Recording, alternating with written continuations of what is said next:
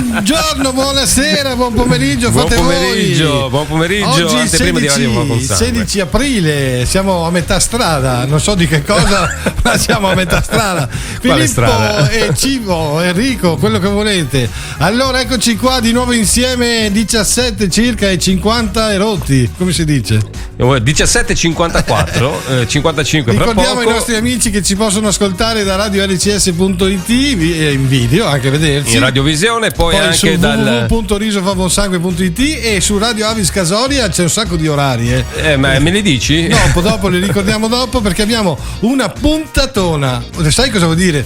Puntatona? La scopriamo un po' alla volta? No, è meglio che andiamo dritti a salutare quello che a noi ci piace iniziare, perché Radio Fa Buon Sangue promuove la donazione del sangue attraverso la radio e la comicità, le interviste e tanto altro, ma soprattutto saluta i nostri amici avisini che festeggiano gli anni di fondazione. Esatto, partiamo subito dal 63esimo Avis Conegliano Veneto Treviso. Il 13 aprile del 58 festeggiano la fondazione, il presidente Alberto Maniero, salutiamo. Il 35esimo di Avis Morgano, sempre in provincia di Treviso. Il 13 aprile dell'86 il presidente Domenico Basso. Il 35esimo Avis Roseto degli Abruzzi a Teramo. 12 aprile dell'86 salutiamo il presidente Giuseppe Leonardo Poliziani. Avis Santu Lussurgiu, il 30esimo. Oristano.